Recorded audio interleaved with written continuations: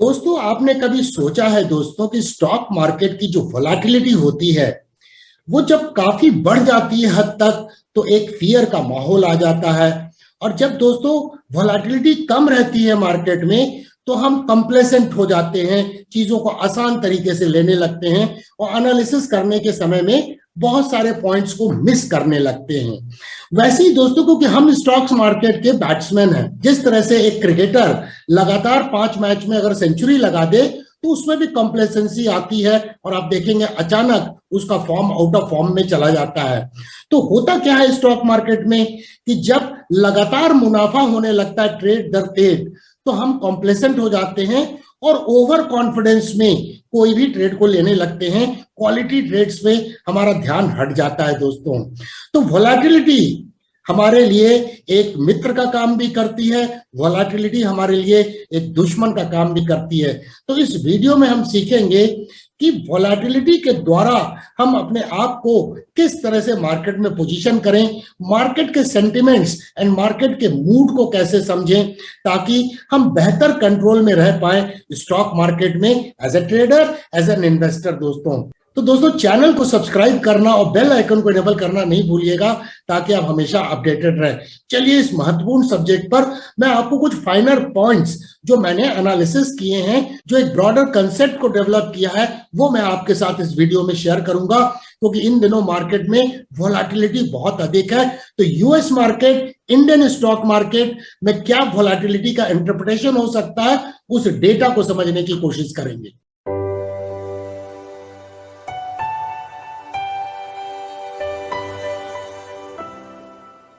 अगर दोस्तों आप स्टॉक मार्केट के ट्रेडर हैं या इन्वेस्टर हैं तो आपने जरूर इंडिया विक्स का नाम सुना होगा।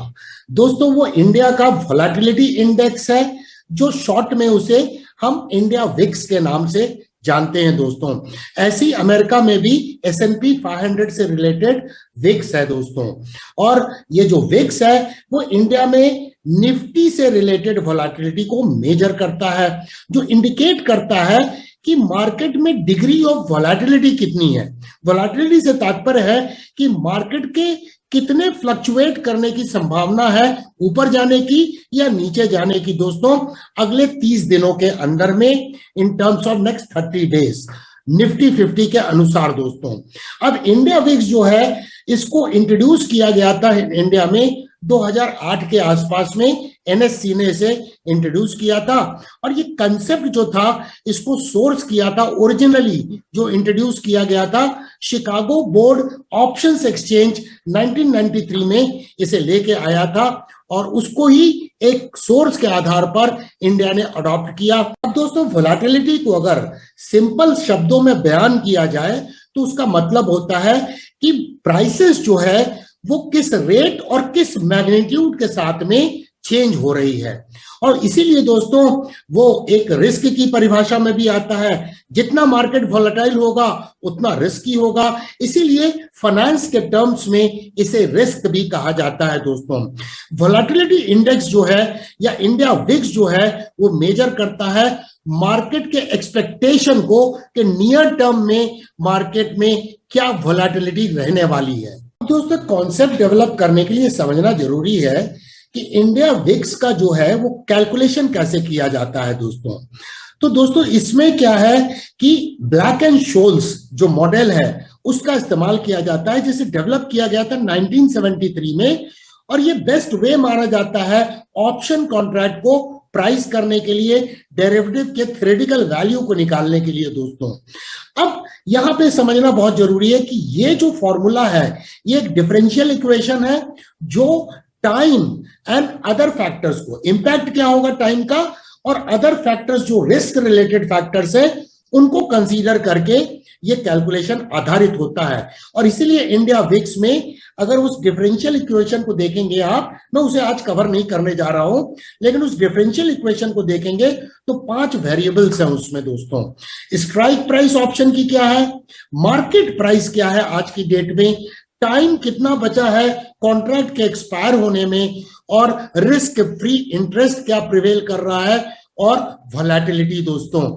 और जब दोस्तों इंडिया विक्स का कैलकुलेशन किया जाता है तो ब्रॉडर मार्केट के एक्चुअल डेटा को जो ऑप्शन कॉन्ट्रैक्ट्स हैं, current contract and near month contract, उसमें आउट ऑफ मनी कॉन्ट्रैक्ट्स का जो निफ्टी ऑप्शंस के ऑप्शन चेन में आपको डेटा नजर आएंगे आउट ऑफ मनी के, उसमें बिड एंड आस्क के जो कोट्स होते हैं उनको कंसीडर किया जाता है। तो इंडिया विक्स की वैल्यू अगर अधिक है तो इसका मतलब मार्केट अधिक वोलेटाइल है दोस्तों, और ये परसेंटेज टर्म्स में इसे इंडिकेट किया जाता है।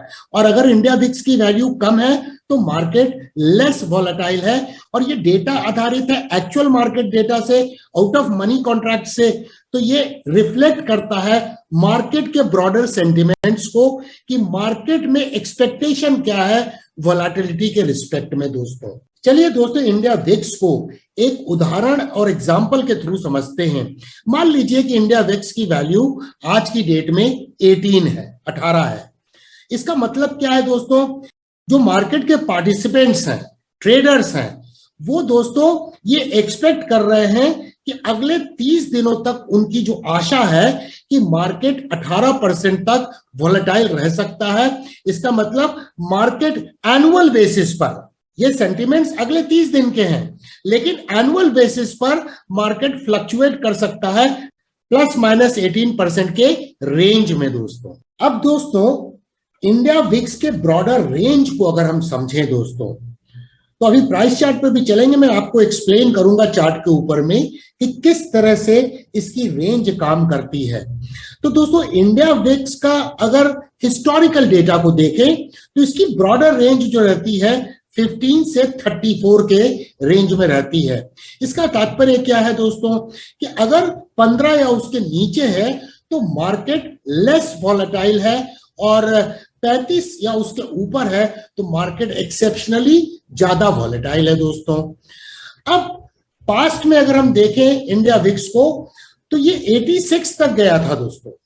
मार्च 2020 में जब बेयर मार्केट के दौरान में ये 86 तक गया था। वहीं S&P 500 के विक्स को देखें दोस्तों, तो वहां पर रेंज जो है इंडिया में 15 से 34 है, वहां 15 से 35 है। तो मोर और लेस सिमिलैरिटी नजर आती है रेंज में कि 35 के ऊपर एक्सेप्शनल वोलेटाइल हो जाता है मार्केट, और 15 या उसके आसपास में लेस वोलेटाइल रहता है। और S&P 500 का जो विक्स है दोस्तों, वो 85 हाईएस्ट लेवल को टच किया था मार्च में। ओनली डिफरेंस है कि S&P 500 ने करीब 1 वीक पहले 85 को टच किया था, और इंडिया विक्स ने एक सप्ताह बाद 86 के लेवल को टच किया था। तो देखिए कितनी सिमिलैरिटी है मार्केट के मूड में, सेंटिमेंट्स में, एट लार्ज अगर हम ग्लोबली समझे, चाहे वो इंडिया का ट्रेडर हो चाहे यूएसए का ट्रेडर हो, हर के सेंटिमेंट्स एक जैसे रिफ्लेक्ट होते हैं। चलिए दोस्तों, अब प्राइस चार्ट पे चलते हैं। मैं इस रेंज को आपको एक्सप्लेन करूंगा क्विकली। दोस्तों, ये समझना बहुत अत्यंत आवश्यक है कि जब इंडिया विक्स बहुत वॉलेटाइल होगा, इसकी वैल्यू अधिक होगी, तो इसका मतलब बहुत ज्यादा वॉलेटाइल है, उस समय निफ्टी को आप गिरता हुआ देखेंगे। और अगर इंडिया विक्स की वैल्यू कम है तो उस समय पे निफ्टी ऊपर जाएगा। फॉर एग्जांपल, इंडिया विक्स के चार्ट में चलने के पहले एक बार हम अमेरिकन मार्केट में S&P 500 की वोलेटिलिटी इंडेक्स को चेक करते हैं। अब देखिए, ये ऑसिलेट करता है 15 लेवल से लेकर 35 के रेंज में ये ऑसिलेट करता है दोस्तों, जिसमें मेजॉरिटी ऑफ द टाइम ये देखिए 30 के लेवल तक जाता है। तो ये ब्रॉडर रेंज है इसकी, इस जगह पे आता है, इसके नीचे रहता है तो लेस वोलेटाइल होता है। ये पीरियड था दोस्तों जब 85 पे गया था, और ये स्पेसिफिक देखें तो 16 मार्च 2020 को इसने पीक आउट किया था। तो यहाँ पे पीक होने के बाद जब देखिए वोलेटिलिटी घटती गई तो बुल मार्केट की शुरुआत हो गई। अब चलिए दोस्तों, चलते हैं इंडिया विक्स के प्राइस चार्ट पर। और इंडिया विक्स के प्राइस चार्ट को जब हम देखते हैं तो यहाँ पर दोस्तों बहुत कम वोलेटिलिटी जब होती है इंडियन मार्केट में, तो ये 10 पे रहता है। बट अधिकतर टाइम देखें तो 15 से लेकर 30 से 34 के बैंड में मूव करता है। रिसेंट टाइम में यहां देख सकते हैं, पीछे स्क्रॉल करेंगे यहां पर देख सकते हैं, और पीछे जाएंगे दोस्तों यहां देख सकते हैं, तो ये ब्रॉडर रेंज है 34 तक ये जाता है दोस्तों। अब यहां पर इस जगह पे जब ये 10 पे है तो इसका मतलब मार्केट काफी स्टेबल है, लेस वोलेटाइल है। तो एक सिंपल कोरिलेशन अगर देखें तो निफ्टी वर्सेस इंडिया विक्स में इंडिया विक्स जब ऊपर जाएगा तो निफ्टी की प्राइस नीचे गिरेगी, और जब इंडिया विक्स नीचे आएगा तो प्राइस ऊपर जाएगी। दोस्तों, this is the simple correlation. मैं समझता हूं दोस्तों कि आपको मार्केट के मूड को समझने में ये ट्यूटोरियल वीडियो आपको मदद करेगा। अगर आपको ये वीडियो प्रेजेंटेशन पसंद आया है तो इसे ढेर सारे लाइक कीजिएगा। आपके कमेंट्स का हमें कमेंट सेक्शन में होगा, बेसब्री से इंतजार। दोस्तों, इसे शेयर करें, चैनल को सब्सक्राइब करें, बेल आइकन को एनेबल करना ना भूलें ताकि आप हमेशा अपडेटेड रहें। देखने के लिए धन्यवाद। Thank you very much for watching. फिर मिलेंगे दोस्तों अति शीघ्र।